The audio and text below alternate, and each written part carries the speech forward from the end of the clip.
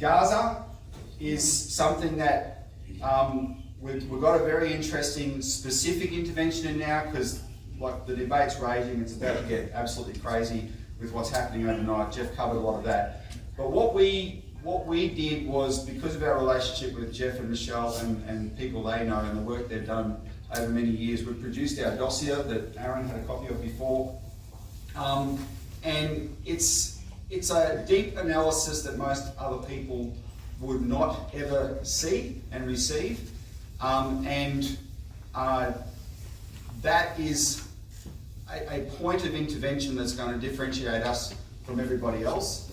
But if it happens, like, you know, if you know the general plot, right, there are absolute, like I saw a post the other day, I kid you not, a young man, like he's maybe 15 or something, 14 or 15, a young Jewish boy in Israel, who, there was a photo of him, and this boy has never been into a hospital. He was born at home, he's never been into a hospital, ever, not once. He's never seen blood, he's never been exposed to animal slaughter or anything like that. And the reason why is because he is being trained, according to the book of Leviticus, to be a priest of the temple, and it'll be his job to slaughter, to sacrifice the red heifer that they brought in from Texas, maybe on the day of the Passover. Some people are saying on the Temple Mount. I saw some reference yesterday to there's a big push to do it on the Temple Mount. Some people are saying within sight of the Temple Mount.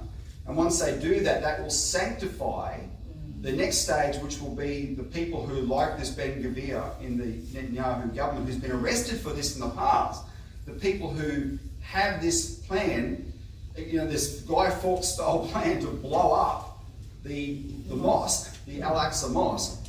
And if you think that, if you're looking at the Iranian moves now with and how Iran has acted and America is maneuvering itself to countermand Iran, imagine the whole Muslim world from Bosnia to Indonesia mobilizing as one, right? All the more religious Muslims in every Muslim country will be so incensed at this that they will force their governments to act in other ways, and then the Americans and Europeans will have to come in, if they're going to stick with their Israel project, come in the other way. And that is the recipe for World War III, right? That's why we have to expose this. And it's not just because it's quirky, but it's because it's, the only reason it's happening is because quite sinister people in America and Britain are sponsoring these crazy people. They're sponsoring them. They wouldn't even have a foothold if they weren't being sponsored.